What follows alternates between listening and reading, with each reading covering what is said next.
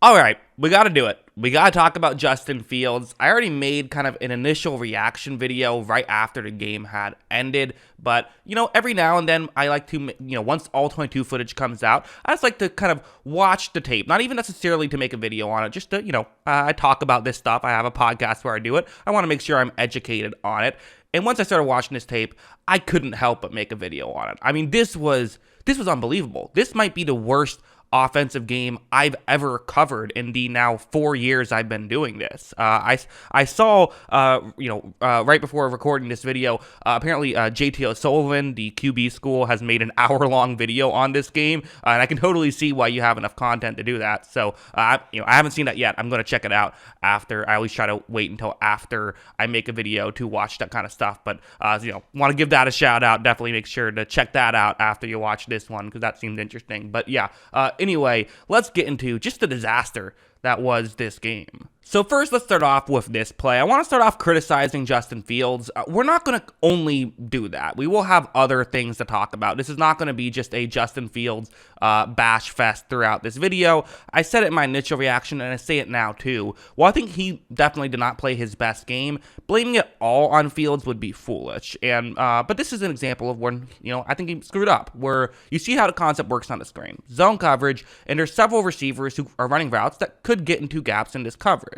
Watch how, when Fields takes the snap, he's going to look up, and at this point, I mean, there are several receivers that he could throw to. It's not wide open. These are tough throws. So I don't necessarily hate his decision to not throw it here, but honestly, I think especially that middle, section that's open, I think he should probably have made one of these throws. Instead, he's going to flip it over and give it to his halfback, which did not go well and honestly could have gone well. So it's not the end of the world right there, but it's kind of just an example of what he was doing in this game. I thought Fields had a very cautious approach and didn't necessarily trust his arm, which, again, part of what I think people, maybe there's a bit of revisionist history, but part of what people loved about him coming out of college was his arm talent. It wasn't just his legs. It was his ability to make these shockingly good throws at times. So you got to trust that arm more.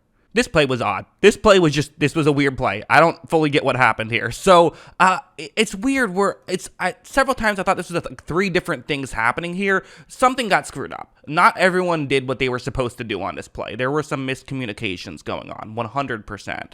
So what's happening here, on the screen you see what's going on, where it's going to be it almost looked like I was almost wondering if this is supposed to be an RPO. I don't believe so, because the offensive line appears to be just, pass blocking. So I believe this is just a, regular blocking concept, play action, okay, all that good stuff. And really towards the offense's left, that's where, the 2 routes that you would want to see are, But Fields, right off the bat, when he runs his play action, he immediately sprints out towards the bottom of the screen. So, okay, designed rollout, right? I'm actually not sure if it was supposed to be a designed rollout. Maybe it was, because the halfback does kind of go in that direction. Also, the tight end, who I've circled now on multiple of these screenshots, he's just running out to, like, block, it appears, or kind of, run a rub route to some degree, I think. But so for Fields, he gets to the outside, and at this point, I mean, Lucas Van Ness is right on him, and all 5 eligible receivers are completely covered on this play. So, like, what was supposed to happen? My best guess is I actually don't think this was supposed to be a designed rollout. I think Fields just saw something and immediately sprinted towards the bottom of the screen. And on top of this, his tight end got confused about the play call, and he's supposed to be running in this direction. Or maybe just one of those 2 things happened. I really don't know. I think that there was some sort of actual, players ran to wrong plays situation. On top of this, Fields does not throw the ball away and ends up getting sacked. And, to be honest, there was a chance that if Fields got around Van Ness, maybe he gets a touchdown on that play, which is just kind of the craziness of how Fields works. And it's also just kind of like, maybe we gave the Bears a little bit too much credit last year. It was a narrative of, oh, well, they finally used Fields in proper ways. Maybe Fields just kind of, was able to make some spectacular plays, and when, things didn't go well, and actually he didn't deserve, the coaching staff doesn't deserve much credit. Also, this play was rough. It's going to be just a, it's a, quick wide receiver screen. All right, wide receiver screen. This is a good situation, right? Well, watch Chase Claypool's block. I mean, yes, on paper this should work, but you got to make your blocks. As you see, Chase Claypool gets, quite frankly, blown up right there. I mean, that was a mess. That was not good. That's just the kind of thing where it's like, I don't know, there's just so many, honestly, everyone deserves blame. Like everyone deserves blame for what went wrong on offense, like the offense. I don't think there was a single blameless player here. Like this play was baffling. I mean, there's honestly like probably half a dozen just like, what is going on here type plays. Like I'm pulling my hair out talking about this, where you're going to have Justin Fields run a play action and then roll out towards the top of the screen. Okay, seen this a million times. A lot of times what you do here is you leave the edge rusher unblocked. Hopefully they fall for the play action, and then you get to the top of the screen. That's fine.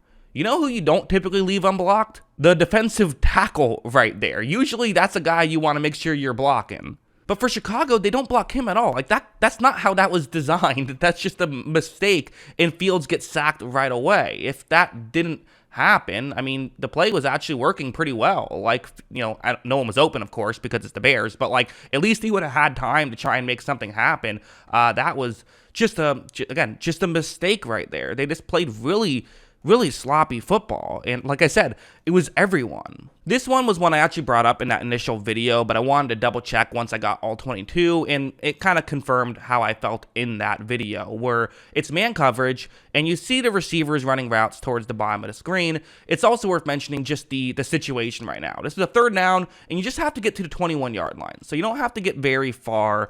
And also worth mentioning, it's DJ Moore, who's all the way towards the sideline on the bottom of the screen. So that's a good situation. Running a quick route that's going to get past the first down marker is going against Jair Alexander, but Alexander is so far off the line. It's just something that I think Fields should look at, right? It's a tough angle. You're at the hash marks on the top of the screen for sure, but let's just see what happens. Fields is going to take the snap, and he looks over kind of in that direction, but you know, DJ Moore, he's wide open. I mean, this would be a completion if he threw it there, but Fields isn't really getting over there. He's kind of looking at the other two players, and he kind of never really looks at Moore. I don't know why, but you know, he probably should have. Also worth mentioning, both checkdowns are open and probably would get you to the 21-yard line, I think. Like this is, you know, we talk about Fields being in bad situations, of which there were plenty of times to talk about that.